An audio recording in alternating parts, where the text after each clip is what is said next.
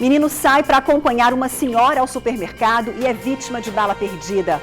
O tiro quase acerta o coração da criança de 7 anos. Pesquisa traz os números da violência no país.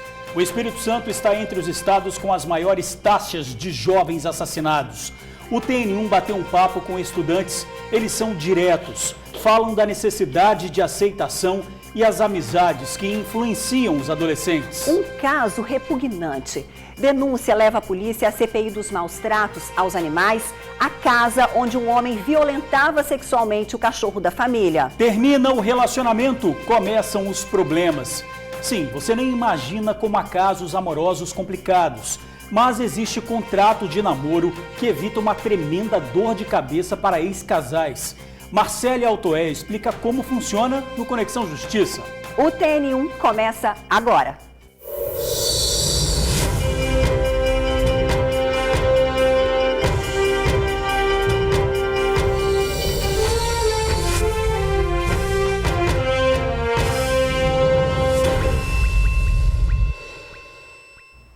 Oi, pessoal, bom dia. Olá, bom dia. Está na cadeia o homem que invadia casas de luxo em Guarapari. O ladrão roubou pelo menos 10 residências nas últimas semanas. Quem está em Guarapari e fala ao vivo com a gente é a repórter Bruna Maria. Bom dia para você, Bruna.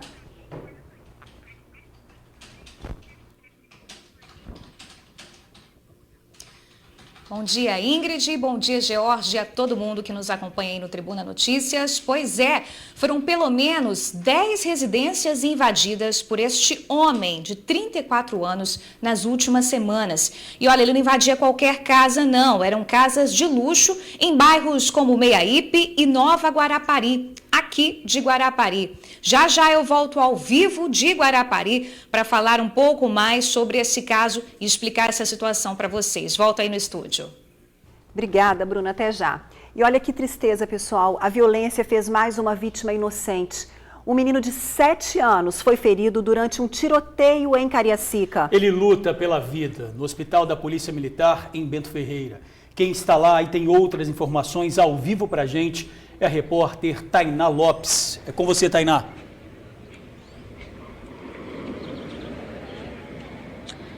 Boa tarde a todos. Que história triste, gente. Que história difícil de contar. O menino segue internado aqui no hospital. A nossa produção conversou com o pai do garoto de 7 anos que foi baleado. E segundo esse pai, o último boletim informado à família dizia que o estado de saúde do garoto é estável, apesar da bala estar alojada a apenas 1 centímetro do coração. O garoto, ele saiu de casa para ir até uma mercearia próximo da residência dele para acompanhar uma vizinha que ele chama carinhosamente de avó. A intenção da criança era ajudar essa vizinha a carregar as sacolas e tudo isso acabou acontecendo. Nas palavras do menino, antes de sair de casa, ele disse para os pais que faria essa gentileza porque é um bom menino. A nossa equipe acompanhou todo o caso nessa reportagem que você acompanha agora. A criança baleada tem 7 anos de idade. Ela retornava do supermercado e passava a pé pela principal rua do bairro Nova Rosa da Penha 1, em Cariacica, no momento em que foi atingida. De acordo com a família, a criança veio ao supermercado acompanhado de uma idosa. Ele iria ajudá-la a carregar as sacolas. Já segundo a Polícia Militar, criminosos passaram em um veículo e atiraram diversas vezes. Foi neste momento que a criança foi ferida. De acordo com a tia da criança, muitos disparos foram ouvidos na região. Ela tinha acabado de chegar em casa e soube que alguém teria sido ferido. Ao chegar no local, viu que era o sobrinho e logo correu para avisar a mãe do menino. Foi em desespero. Gritei pela rua, comecei a chorar, desesperar, porque um sobrinho, né, da gente, a gente fica pensando, imagina se fosse um filho. A mãe já estava desesperada, já não estava aguentando mais nada, porque já tinha chegado uma pessoa na frente e avisado. Aí a reação que eu tive é tentar acalmar ela, mas eu já estava nervosa. Foi desesperador. Uma coisa que eu não desejo para ninguém passar. De acordo com a família, a criança foi socorrida por um motorista de aplicativo que passava no local. A bala que feriu o menino atingiu o tórax e perfurou o baço. Durante a noite, a vítima passou por cirurgia no pronto-socorro do Hospital Infantil de Vitória. Segundo, eu fiquei sabendo, até o momento eles não vão poder retirar o projétil que atingiu ele. mas graças a Deus ele está bem. De acordo com a polícia militar, os tiros teriam começado após um indivíduo atirar contra rivais. Os criminosos então revidaram e dispararam diversas vezes. Quem vive na região reclama da insegurança e também pede a presença da polícia no bairro. Aquele bairro é sempre a mesma palhaçada, é tiroteio constante, a rivalidade é muito grande. Policiamento é raro quando a gente vê no bairro, sempre aparece assim, aconteceu o fato, eles vêm, dá aquela circulada, coisa de 10, 20 minutos, sumiu.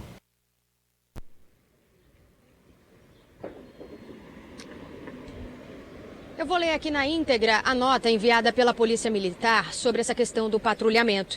A Polícia Militar informa que o patrulhamento é feito no bairro, que é dinâmico, ou seja, que os militares circulam pela região, não ficando parados em apenas um único ponto.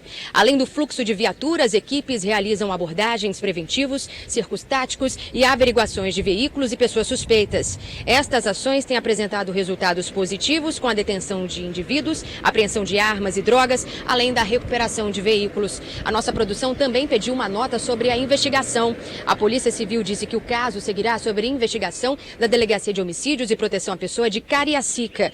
Até o momento, o autor ou a motivação ainda são desconhecidos. Informações adicionais não serão passadas para não atrapalhar a investigação.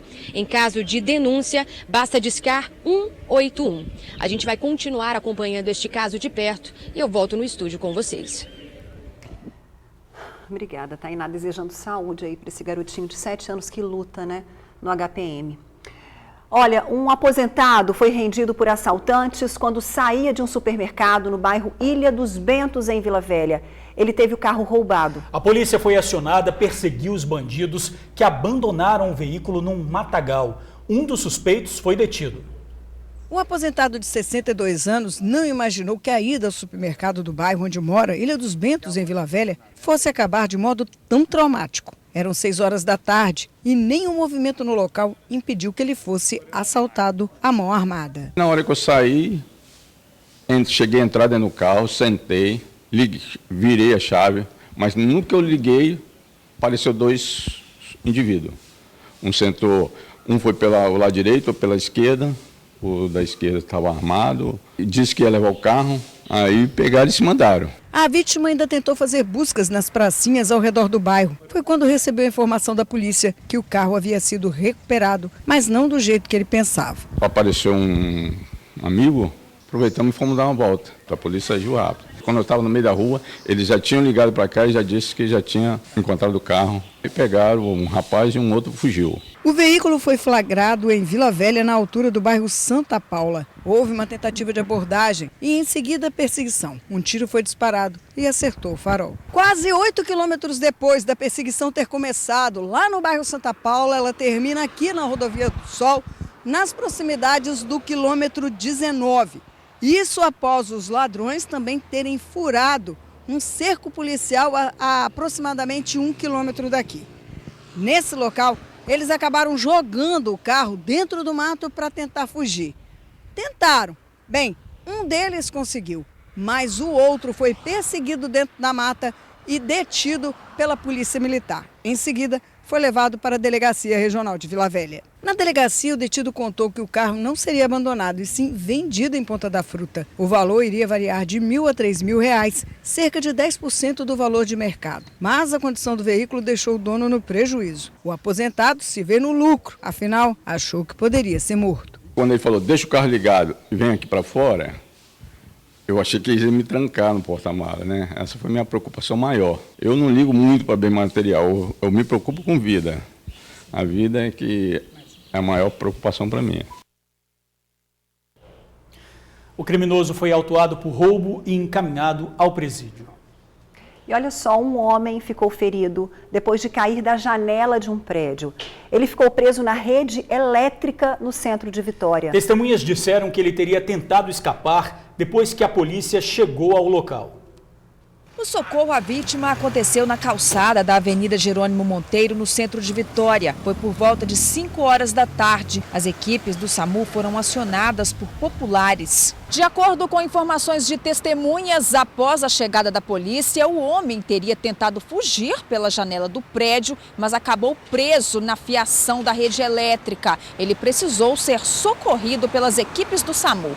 De acordo com a Companhia de Energia Elétrica, 20 clientes tiveram o fornecimento de energia interrompido. As lâmpadas de alguns postes na rua também estavam apagadas após a ocorrência. Na noite dessa quarta-feira, equipes faziam reparos na rede. Uma faixa da pista precisou ser interditada para a realização dos trabalhos, mas não houve congestionamento.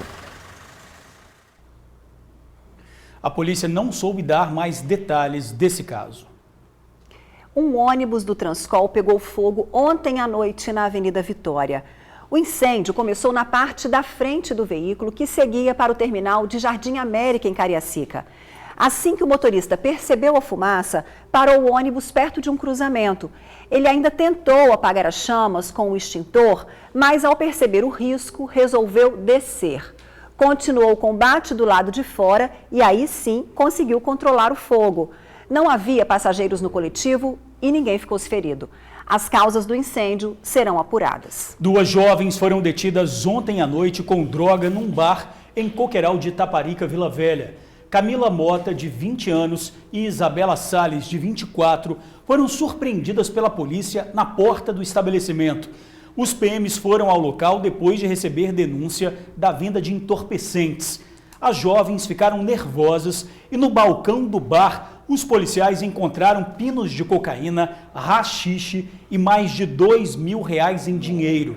As garotas confessaram a posse da droga. Elas foram autuadas em flagrante por tráfico e já estão no presídio. E agora a gente fala do mapa da violência.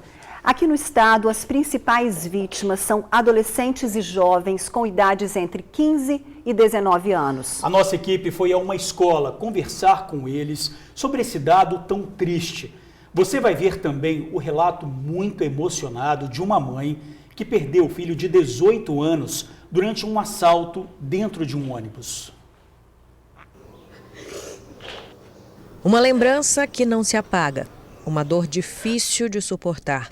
É horrível. Meu Deus do céu. Ele era tão amoroso, meu filho, gente. Nossa, a impressão que dá que ele vai chegar a qualquer hora. Você acorda todo dia. Eu falo, meu Deus, eu vou ter que passar mais um dia sem ver, mas na esperança como se ele fosse voltar. Rosélia perdeu o filho em um assalto a coletivo em novembro do ano passado. David Jersey tinha apenas 18 anos. Um dos passageiros reagiu ao assalto e ele acabou levando um tiro no peito. Cuidei tanto pra ver alguém que não acho que, sei lá, eu queria entender o porquê, mas a gente não tem resposta. Na tarde de ontem, a Secretaria de Segurança Pública divulgou os dados do Atlas da Violência no Espírito Santo. Em 2018, 1.109 pessoas foram assassinadas no estado. Só este ano, 449 homicídios foram registrados. Jovens com idades entre 15 e 19 anos lideram o ranking das vítimas de violência. Lamentavelmente, são pessoas que estão numa faixa etária com envolvimento com drogas, são... nas nossas estatísticas, pessoas que estão matando e morrendo, estão dentro dessa faixa etária. Então, já temos uma medida de proteção policial, que é a priorização da vida, preservação da vida, com investigação de homicídios e prisão de homicidas. Nós viemos até uma escola pública da capital para conversar com eles, jovens e adolescentes dessa faixa etária considerada crítica pelas autoridades. O que nós queremos saber é o que eles pensam sobre essa violência toda. Muitos deles também vivenciaram de perto o sofrimento pela perda de um familiar ou amigo. Perdi um primo, com ele tinha 18 anos, e é aquilo que eu te falei, ele morreu por influências. As pessoas hoje precisam tomar uma iniciativa em relação às próprias vidas, cuidando dos próprios interesses e não de questões de vontade, de desejo, dos prazeres de hoje, entendeu? As pessoas estão se levando muito, estão se tornando muito fruto do meio e fertilizando menos esse solo. Eles abriram o jogo, contaram como a necessidade de aceitação e as amizades podem influenciar um adolescente. Mas tudo é uma questão de escolha. Para ser aceito e fazer as mesmas coisas que eles, para acabar ganhando um status, né, dentro do seu grupo, eles fazem as mesmas coisas, que é entrar para o tráfico, se envolver com drogas, ser usuário. Aí muita dessa violência está caracterizada a má influência de outras pessoas. Ocorre muito facilmente uma glamorização dessa vida, dos frutos que o crime, o tráfico, a violência traz. Então a gente olha para aquilo, olha para aqueles objetos e a gente se encanta. Isso funciona como uma porta de entrada para muitos de nós. Se a pessoa quer ter um futuro na vida, ela tem que correr atrás, porque eu fui criada num bairro muito criminalizado, eu e minha família, e todo mundo teve uma boa profissão, lá é muito perigoso.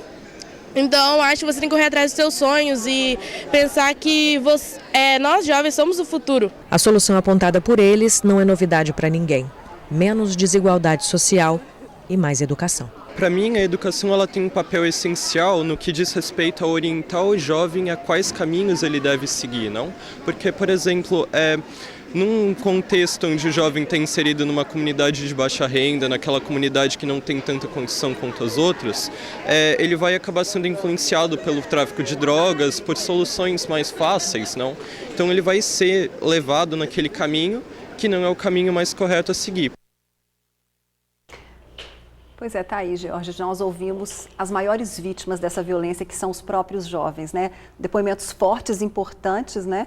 De garotos aí na escola que estão ali convivendo com toda essa violência. O destaque para a educação como fator principal e também a influência, né? A influência dos amigos, para ser inserido no grupo. Muitas vezes esses jovens, eles se submetem a crimes, né? Tráfico de drogas, quer dizer, muito importante. E a gente vê também a questão da oportunidade, não é? Numa visão aí de desemprego, só que no Espírito Santo, mais de 250 mil pessoas, esses jovens ávidos por emprego, né, visualizam aí uma situação preocupante no mercado de trabalho. Então, exatamente essa base aí de resolução, de uma melhoria para que eles possam se inserir nesse mercado e melhorar a qualidade de vida, tanto deles e das próprias famílias, isso é importante também para determinar uma melhoria desse nível de violência. É importante, então, o projeto do Estado como um todo, do governo como um todo e das famílias também, com um diálogo aberto sobre tudo isso, né? Vejam essa, pessoal, a especialidade dele era invadir casas de luxo em Guarapari. 10 residências foram roubadas nas últimas semanas. O homem está na cadeia. Quem tem os detalhes ao vivo pra gente é a repórter Bruna Maria. É com você, Bruna. A Bruna fala direto de Guarapari. Isso mesmo, George e Ingrid, mais uma vez boa tarde para vocês e para quem nos assiste. O nome dele é Dione de Freitas Pereira, ele tem 34 anos, foi preso nesta terça-feira pela polícia e essa era realmente a especialidade dele. Ele invadia casas em bairros de luxo, como Meiaípe e Nova Guarapari, aqui em Guarapari. E ele entrava, gente, nós temos imagens de vídeo monitoramento, entrava na tranquilidade mesmo, pulava os muros, andava com ferramentas para aí conseguir entrar pelo portão ou pelas portas. E tem um detalhe, ele só invadia as casas que estavam vazias. Aqui em Guarapari tem muitas casas de veraneio, né? E aí uma das imagens de vídeo monitoramento a gente percebe que quando ele percebia a presença de algum morador, ele dava meia volta, desistia da ação. E tem outro detalhe, esse rapaz já é velho conhecido da polícia. Ele foi solto em fevereiro deste ano, continuou agindo, mas desde 2014 até agora são 6 prisões. Olha só, quem está aqui do meu lado é o delegado Eugênio... Guilherme Eugênio, perdão, doutor, que vai falar mais um pouquinho para a gente sobre essa prisão. Um rapaz reincidente que agia aí com foco nessas casas de luxo, né? Boa tarde, seja bem-vindo ao Tribuna Notícias. Boa tarde, muito obrigado. A equipe da Delegacia Patrimonial de Guarapari já conhece o Dione há bastante tempo. No ano passado, em circunstâncias muito semelhantes, ele foi preso por crimes idênticos e, na ocasião, foram apreendidas em poder dele também mercadorias furtadas recentemente, muito semelhantes às apreendidas agora. Ele confessou a autoria de alguns dos crimes praticados, narrando que observava atentamente as residências em busca daquelas que ele acreditasse desabitadas. Ele narrou que observava, por exemplo, a presença de correspondências, principalmente contas de água e luz, nas caixas de correio, observava as rampas de acesso às garagens desses imóveis, verificando se havia sinais frequentes da passagem de veículo por ali, enfim, tomava alguns cuidados tendentes a verificar a constatação da presença ou não de moradores. Mas mesmo assim, nós identificamos que 2 furtos dele foram obstaculizados diante da constatação de que havia pessoas em casa. Agora, interessante, gente, que ele foi preso pela polícia militar porque estava dirigindo sem habilitação, é isso? E aí depois vocês foram descobrir que ele estava envolvido nesses outros crimes. É verdade. Há muito tempo já tínhamos notícia de que seria ele o autor desses crimes. Há uma interação muito profunda entre as polícias civil e militar, e a própria polícia militar também tinha esse conhecimento. A dificuldade é a prova. Então, assim que a polícia militar avistou o Dione transitando de carro por esses bairros nobres, ela o abordou. Havia dúvida se ele já havia furtado alguém e, portanto, tinha mercadorias no carro, ou se estava se preparando para furtar. Infelizmente, para a prisão, né?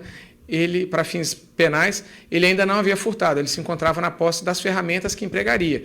Então, a Polícia Militar trouxe o Dione para cá, entrou em contato com a nossa equipe, a equipe da Delegacia Patrimonial, hoje chamada de DEIC, e essa equipe foi à residência do Dione, recuperou os objetos furtados em 2 desses crimes recentes, e em seguida o Dione foi autuado em flagrante e confessou a autoria de alguns poucos dos crimes que lhe foram atribuídos. E tem um detalhe para a gente finalizar nessa história também, que assim que as pessoas do bairro onde esse rapaz mora ficaram sabendo aí desses crimes, eles se revoltaram e incendiaram o carro dele, foi isso, doutor? Exatamente. Assim que a Polícia Militar trouxe o Dione para a delegacia, ainda antes de sabermos se ele seria ou não autuado, ainda antes das diligências que implicaram na recuperação de alguns objetos furtados, o carro do Dione foi incendiado pela comunidade, que ameaçava, inclusive, que espalhava nas redes sociais planos de vingança privada. Beleza. Obrigada, doutor Guilherme Eugênio. Agora não esqueço mais o nome, a gente vai continuar juntos aqui, porque tem mais informações sobre esse caso e outro caso também aqui em Guarapari. Volto já ao vivo, é só me chamar, Ingrid George. A gente te chama assim, Bruna. Obrigada, tá? Moradores de Carapebus, na Serra, não aguentam mais conviver com tanto pó preto. Tá difícil a situação. Na Semana do Meio Ambiente, a comunidade pede uma solução urgente para o problema. O pó preto que estamos vendo veio de dentro das casas destes moradores do bairro Praia de Carapebus, na Serra. Todos os dias eles varrem, passam pano, mas no dia seguinte já está tudo sujo de novo. A gente gasta tanto limpando casa com pó que eles jogam pra gente aqui, que a gente é obrigado a aturar, então eles teriam que pagar a nossa água também, né? Pra nós limpar, ou senão, já que eles querem jogar pó na gente aqui, que pegue a Carapebus e compra todas as casas dos moradores e monta um depósito de pó, porque nós não somos obrigados a mais aturar isso. O problema, de acordo com eles, é uma siderúrgica que funciona na região. As atividades da empresa acabam lançando o tal pó preto no ar. E além da sujeira, que incomoda bastante, os moradores reclamam da qualidade do ar que respiram. Não é coincidência que muitos no bairro têm problemas respiratórios. A minha filha hoje já acordou, mamãe, eu tô cansada. Aí o peito já fundo, já respirando com dificuldade, entendeu? Nós temos um postinho aqui com 2 médicos que não suporta a quantidade de pessoas do bairro que vai para lá com problemas respiratórios, bronquite, gripe, alergias. O pó preto não surgiu da noite para o dia, muito menos começou a aparecer recentemente.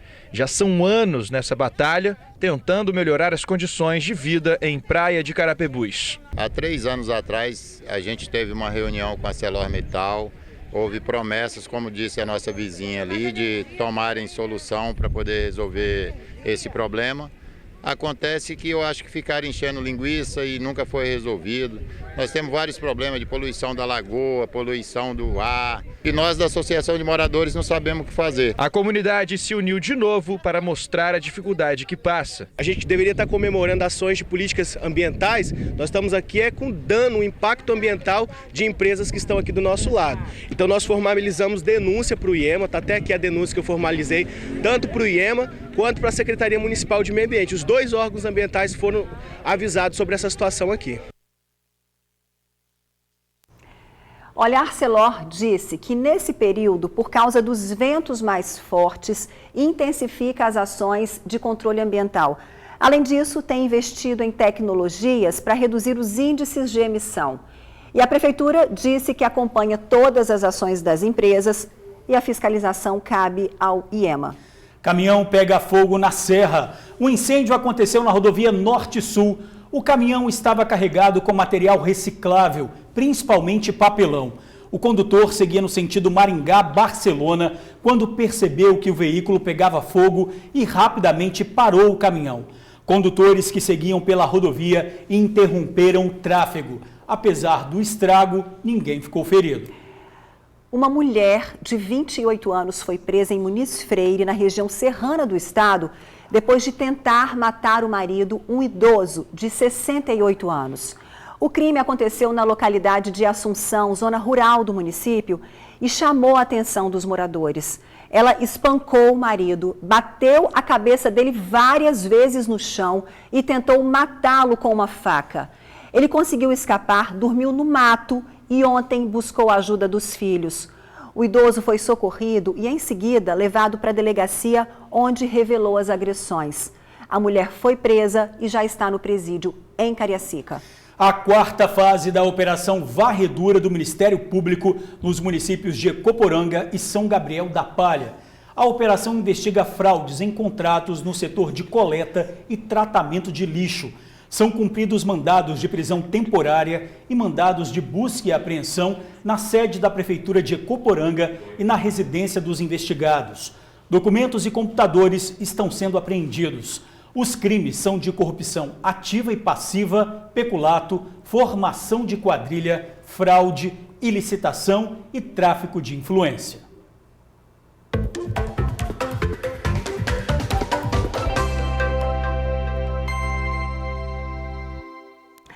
Agora tem emprego chegando para você. Roda aqui na telinha. São chances para assistente de vendas com salário de R$ 1.800, auxiliar administrativo para receber R$ 1.400 e vendedor para ganhar salário e comissão. Cadastro no site centerrh.com.br. E agora vamos falar de boa ação, que salva muitas vidas. A campanha Junho Vermelho incentiva a doação de sangue, especialmente o tipo O negativo, o mais difícil de conseguir. Mas qualquer tipo de sangue é bem-vindo nos hemocentros. Que tal fazer a sua parte? Saiba como ser doador agora na reportagem de Vinícius Rangel e Alex Nepomuceno. Ainda meio nervoso, Ulisses encarou o desafio de doar sangue pela primeira vez. Ele resolveu buscar o hemocentro para ajudar quem ama. O jovem sabe muito bem a importância do ato. Descobri que o banco de doações está bem abaixo do que é esperado e eu tive a experiência de estar agora como acompanhante da pessoa que eu amo, que está hospitalizada, e percebi a quantidade de pessoas que estão lá em fila de espera esperando doação de sangue. Ulisses tomou a decisão certa e gestos como esse são incentivados pelo governo federal. Através de uma campanha nacional, junho foi consagrado como mês vermelho, uma preparação para o período de férias. Toda vez que a gente chega perto de grandes feriados, períodos de férias escolares, férias, as pessoas tiram muitas férias nessa época do ano, tem mais pessoas nas estradas, e aí acaba que o número de doações cai, aumenta um pouco a demanda pelo sangue e a gente acaba tendo uma situação de vulnerabilidade do estoque de sangue. O tipo O negativo tem sido mais demandado pelos hospitais. Esse ano a gente está usando a campanha do Junho Vermelho, direcionada para o O negativo, não que a gente não precise dos outros tipos, a gente realmente precisa de ter pessoas dentro do hemocentro todos os dias Porém, o O negativo, ele é mais raro no nosso meio, mais difícil de ser encontrado, ao passo que numa situação de extrema urgência, ele é o primeiro a ser requisitado. E também tem a questão de que quem é O negativo, ele só recebe o O negativo também. Em todo o Espírito Santo, existem 5 hemocentros. O de Vitória é o que mais recebe doações. De janeiro a abril deste ano, os hemocentros receberam quase 17 mil doações de sangue. O número aumentou cerca de 10% em relação ao mesmo período no ano passado. E a expectativa é de que isso continue aumentando. É um índice que a gente fica feliz de ver, né? Mas ainda não atinge a nossa meta. A nossa meta é chegar no índice preconizado pela Organização Mundial de Saúde, que é de pelo menos 3% da população sendo doadora regular de sangue. Os hemocentros contam com o apoio de pessoas como a Anitta, doadora há 9 anos. Ela sabe o quanto tem ajudado. É muito bom você saber que você pode estar ajudando alguém sem nada em troca. Às vezes a pessoa pergunta por que você doa. Aí eu pergunto a você, por que não doar? Você está saudável, você não tem hábitos ruins, e você tem bastante sangue, por que não fazer a doação? Certo, Anitta. Legal te conhecer também. Podem doar sangue as pessoas com idades entre 16 e 69 anos. O Hemocentro do Espírito Santo fica em Maruípe, pertinho do Hospital das Clínicas, em Vitória. Há unidades de coleta também na Serra, Linhares, Colatina e São Mateus. Mais informações no site saude.es.gov.br. E a polícia pede ajuda da população para localizar um traficante também suspeito de estupro em Guarapari. Quem tem as informações é Bruna Maria. Ela continua ao vivo na cidade. Bruna, é com você.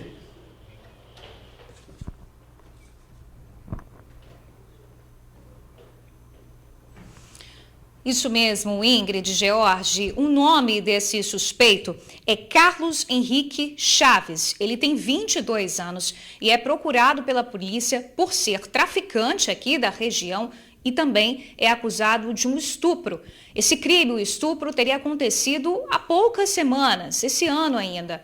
E olha, na casa dele, a polícia encontrou muita droga. Foram pelo menos 160 pinos de cocaína. Não foi isso, doutor? Como é que foi aí essa busca na casa dele? Durante a busca, nós localizamos 161 pinos já prontos de cocaína, muitos pinos ainda vazios a serem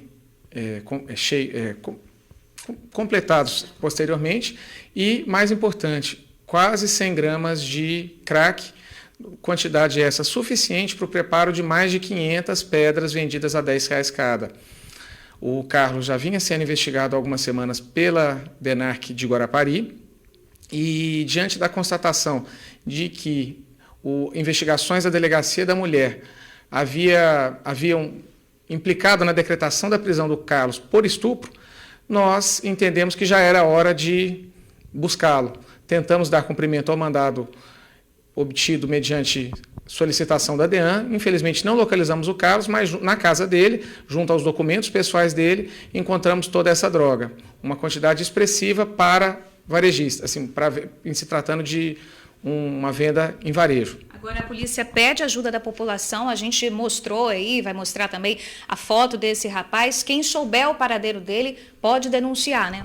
Pode sim. Aquele que souber onde o Carlos vem residindo, nós pedimos para que faça contato com o 181, Disque Denúncia, e aquele que eventualmente tiver visualizar o Carlos em via pública, nós pedimos que entre em contato conosco através do 190, o número de emergência do CIODES. Tá certo, doutor Guilherme Eugênio, obrigada pela participação, parabéns aí pelo trabalho. Fica aí o apelo da polícia à população, quem souber o paradeiro desse rapaz acusado de tráfico e estupro, pode denunciar pelo 181. Volto com vocês aí no estúdio, Ingrid e George.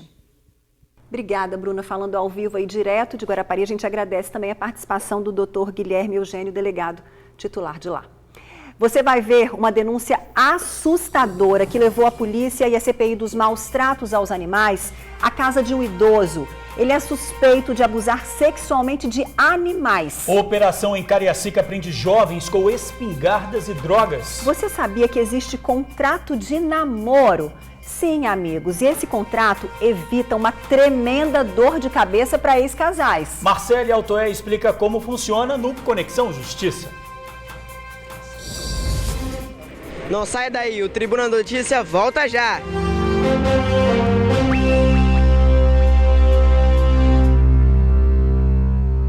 Agora uma denúncia assustadora que levou a polícia à CPI dos maus tratos aos animais à casa de um idoso em Vila Velha. O aposentado foi flagrado por vizinhos violentando sexualmente a cadela da família. Com mandado de busca e apreensão, a polícia foi até a casa do idoso. 2 cães, fêmea e macho, foram encontrados na residência. Foram apreendidos veneno, vaselina e lidocaína. O idoso não estava em casa. Foi encontrado um medicamento que o princípio ativo dele é lidocaína, que também pode ser usado como anestésico, para uma possível penetração, que foi o motivo da denúncia de que os animais estariam sendo abusados, O vídeo feito por uma vizinha mostra o idoso manipulando o órgão sexual da cadela. O que a senhora está fazendo aí? Tô filmando. Que coisa bonita, hein? Não, com a sua vida não tem nada não. Agora com os cachorrinhos eu tenho. Com o cachorrinho eu tenho. Seu nojento. O caso foi denunciado à CPI de maus tratos aos animais da Assembleia Legislativa há cerca de 2 semanas. Nós recebemos a denúncia há cerca de 15 dias atrás, com vídeos muito fortes de casos de zoofilia, de estupro de animal. E nós articulamos com a Polícia Civil, com a Sociedade Protetora de Animais, com alguns protetores e com o Conselho Regional de Medicina Veterinária e fizemos essa operação no sentido de ver se a gente conseguia pegar o flagrante. Mas nós temos imagens claras que mostram o estupro, que mostram a violência, o maus tratos. A denúncia foi feita por esta estudante de biologia, indignada com o histórico de maus tratos do idoso para com os animais da vizinhança. Ele é uma pessoa muito complicada. Aqui no bairro ele sempre teve problema com as pessoas. A gente teve um problema de envenenamento de cães aqui no ano de 2009, 2010, com ele assumindo também o fato posterior, numa briga aqui de rua, ele assumiu o fato. E quanto a isso a gente ficou assim, sempre procurando motivos para conseguir filmar, ter provas contra ele, até que um dia a gente conseguiu filmar ele fazendo o ato sexual com a cachorra e prosseguimos com a denúncia. Essa outra vizinha que mora no bairro há 50 anos afirma que o idoso sempre teve atitudes estranhas. Ele joga urina nos outros que passam. Ali na frente dele, ali nós tem gente que fala muita coisa. O idoso foi surpreendido pela polícia enquanto voltava para casa. Inicialmente negou ter maltratado os animais, mas isso até ser apresentado à prova. Quem é que está fazendo isso? É a alma do senhor ou é o senhor? Toma vergonha na cara, viu? Toma vergonha na cara, depois de velho. É o senhor? Toma vergonha na cara e vai pagar porque o senhor está fazendo com os animais. Gente, que horror. O idoso foi levado à delegacia e vai responder pelo crime de maus tratos a animais. Para denunciar casos como esse, você pode ligar para a polícia ou também mandar um e-mail para o endereço eletrônico defesadosanimaisES@gmail.com. Jovens são detidos com espingardas e drogas durante a operação da PM em Cariacica. As prisões aconteceram durante o patrulhamento da Força Tática no bairro São João Batista, em Cariacica, região conhecida como Pedra do Urubu. Segundo a polícia, foram detidos o Wallace de Almeida, de 22 anos, Jonathan Roger Cardoso da Silva, de 25, além de um adolescente. Durante a operação, a polícia apreendeu 3 espingardas de fabricação caseira calibre 12, uma réplica de pistola .40, mais de 400 pinos de substância similar à cocaína, além de munições e uma máscara. Os detidos e o material apreendido foram encaminhados para a Delegacia Regional de Cariacica. Um casal morreu num grave acidente em São Mateus, no norte do estado. A moto do casal bateu de frente com um carro na rodovia que liga as localidades de Tauninhas e São Geraldo, no interior de São Mateus. De acordo com testemunhas, o motociclista de 43 anos estaria sem o capacete e teria invadido a contramão. Ele e a mulher que estava no carona, Graziele Santos, de 29 anos, morreram na hora. Os dois teriam bebido antes de pegar a estrada. O casal, que estava no outro veículo, foi socorrido para o Hospital Roberto Silvares. Agora, os nossos direitos no Conexão Justiça. Sabia que existe um contrato de namoro? Olha isso, Ingrid. Para que serve, hein? Marcele Altoé explica agora.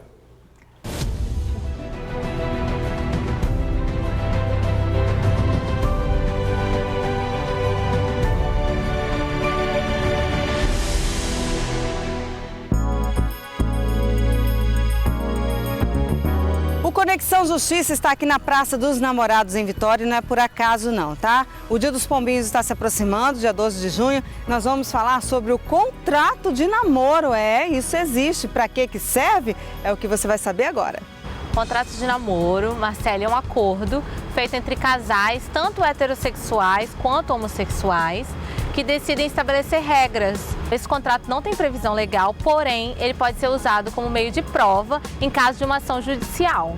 A ação judicial que a advogada mencionou é a que pede o reconhecimento de uma união estável. É que quando uma união estável termina, geralmente, os bens adquiridos durante o relacionamento são divididos entre o casal. Com a modernidade, o namoro passou a ser confundido com a união estável porque muitos pombinhos frequentam a casa um do outro sem impedimento algum, dormem e, inclusive, deixam que encomendas sejam entregues no endereço do outro.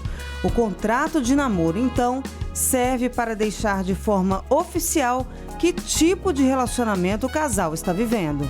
No término desse relacionamento, alguma das partes alegue que não era apenas um namoro, era uma união estável, você tem como meio de prova esse contrato de namoro. E como fazer o contrato de namoro? O ideal, Marcele, é que esse contrato seja feito por um advogado. Esse advogado vai redigir esse contrato e, como qualquer outro contrato, esse contrato tem título, tem qualificação, onde vai estar escrito o nome das partes do casal de namorados, vai ter o endereço, o estado civil, tudo certinho ali na parte da qualificação e vai ter as cláusulas, que é a parte mais importante do contrato. Depois de redigido, o casal vai se dirigir até um cartório de notas e vai registrar esse contrato como escritura pública, porque só assim esse contrato vai ter validade. Mas vem cá, doutora, o contrato de namoro é só para quem tem muito dinheiro? Não, Marcele, esse contrato pode ser feito para qualquer pessoa. Por quê? Às vezes você inicia um relacionamento sem ter bem algum, mas no decorrer, passa-se um tempo, vocês conseguem comprar alguma coisa. Por exemplo, se você comprar um carro popular e essa pessoa for a juízo questionando que não era apenas um namoro, era uma união estável e conseguir provar isso, o valor desse carro popular vai ter que ser dividido. Então, com o contrato de namoro, você acaba preservando esse seu patrimônio.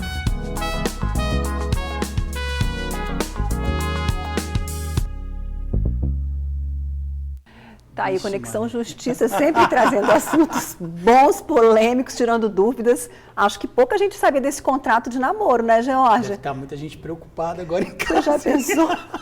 Melhor deixar tudo certinho, porque no início tudo são flores, depois com o negócio de briga não dá certo, né? Esse é o problema, né? Olha, e você também tem dúvidas sobre os seus direitos? Mande pra gente a sua pergunta no e-mail conexãojustiçatn@gmail.com. Ou na página profissional da Marcele no Facebook, Marcele Altoé Oficial. Hoje é quinta-feira, 6 de junho. Vamos conferir o que é destaque no jornal A Tribuna. Governo quer punições mais leves para motociclistas e caminhoneiros. Na foto principal, meus filhos já são guerreiros, diz mãe de quíntuplos. Comissão do Senado aprova projeto que acaba com feriadões. Caixa reduz juros para a compra da casa própria a partir de segunda-feira. Pedi para ele parar, diz modelo que acusa Neymar de estupro. E ainda é destaque no Jornal A Tribuna desta quinta-feira. No AT2, eu acredito em previsões do futuro, diz a atriz. Sufoco para recuperar bicicleta roubada. E no caderno sobre rodas, Onix dispara no ranking de vendas.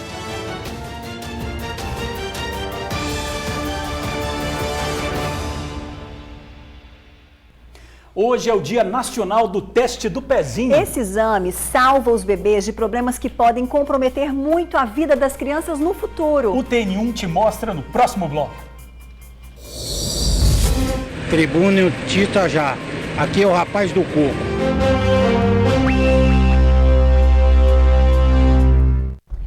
Pode parecer batido, mas muita gente não sabe quais são as doenças que o teste do pezinho pode evitar. Problemas que afetam o lado intelectual, a qualidade de vida da criança. E hoje, no Dia Nacional do Teste do Pezinho, o alerta é reforçado. Saiba agora a importância desse exame nos bebês.